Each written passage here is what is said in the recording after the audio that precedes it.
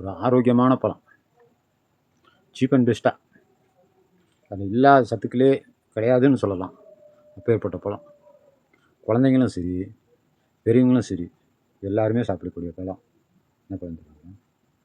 Apple பழத்தை விட விலை கம்மி. இதுதான் செவ்வாழைப்பழங்க. ரத்தம் ஊறும், உடம்பு எல்லாம் சாப்பிடுங்க, சுறுசுறுப்பு தரும், மலச்சிக்கலை போக்கும்.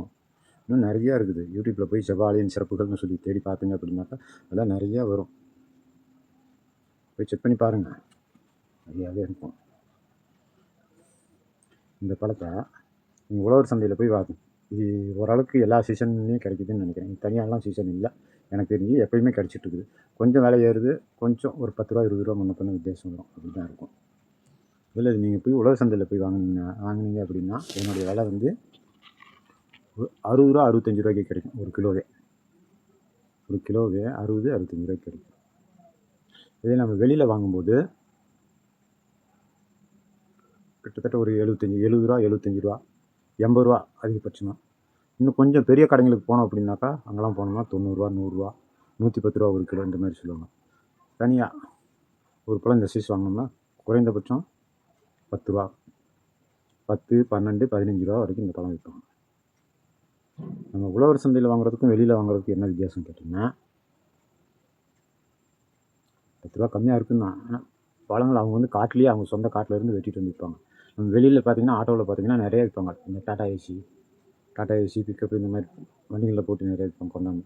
அவங்களாம் பார்த்தீங்கன்னா ஈரோடு, கோபிச்செட்டிப்பாளையம் இந்த மாதிரி செவ்வாழை தோப்புகள் எங்கே அதிகமாக இருக்குதோ அங்கே போய் வாங்கிட்டு வருவாங்க.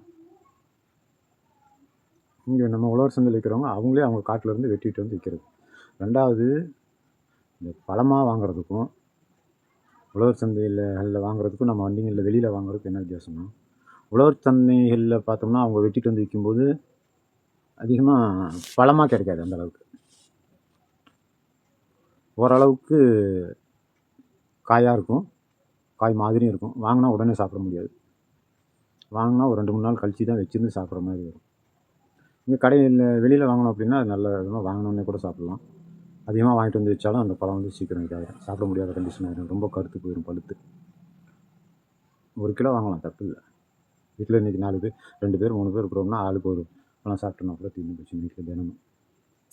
இன்னொரு வித்தியாசம், இந்த காயாக வாங்குறதுக்கும் பழமாக வாங்குறதுக்கும் வித்தியாசம் என்னன்னு கேட்டிங்கன்னா, இந்த பழம் கனிய சுவையாக இருக்கும். என்ன சாப்பிட்டு பாருங்கள், நல்லா பழம் கனிஞ்ச பிறகு அந்த பழத்தை எடுத்து சாப்பிட்டிங்கன்னா அதனுடைய டேஸ்ட்டே ரொம்ப நல்லாயிருக்கும். கொஞ்சம் பச்சை கொஞ்சம் காவெட்டாக இருக்கும்போது சாப்பிட்டோம்னா புளிக்கிற மாதிரி இருக்கும். அதே பழம் பழுக்க இனிப்பாக இருக்கும். எவ்வளோ பழுக்குதோ அவ்வளோ இனிப்பாக இருக்கும். இல்லாத இதில் வாங்குறதுல நீங்கள் பச்சை கொஞ்சம் காவெட்டாக இருக்கும்போது வாங்கினீங்கன்னா வெயிட் அதிகமாக வரும். பழம் பழுத்து வாங்கினோம் அப்படின்னாக்கா வெயிட் கம்மியாக இருக்கும்.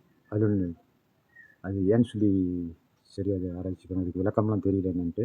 காயாக வாங்கினோம்னா பழத்துடைய எடை அதிகமாக இருக்கும், பழமாக வாங்கும்போது கொஞ்சம் எடை குறைவாக இருக்கும். ஒரு 10 ரூபா 15 ரூபாயில் நம்மளுக்கு வந்து ஆரோக்கியமான பழம் கிடைக்குது. இன்றைக்கி ஆப்பிள் 1 கிலோ வாங்கினோம்னா எவ்வளோ ஆகுது? அதெல்லாம் 200 ரூபா வரும், 200 ரூபா 300 ரூபா வரும். அவ்வளோ பழம்லாம் வராது. டெய்லி ஒரு பழமும் சாப்பிட்லாம். 10 ரூபாயில் என்ன இருக்குது? உடம்புக்கும் ஆரோக்கியம், குறைந்த விலையில் நமக்கு ஆரோக்கியம் கிடைக்குது. வாங்கி பயன் பெற வேண்டும். ஆனால் செவ்வாழை கிடச்சிதுன்னா விட்றாதீங்க, ரத்தம் ஊறும். ஓகேவா? மறக்காமல் நம்ம சேனலை சப்ஸ்கிரைப் பண்ணுங்க, ஷேர் பண்ணுங்கள். உங்களுக்கு பிடிச்சிருந்தாலும் சரி பிடிக்கலனாலும் சரி அது என்னென்னு கமெண்ட் பண்ணுங்கள். இதை நம்மளால் முடிஞ்சது. ஓகேவா? நன்றி.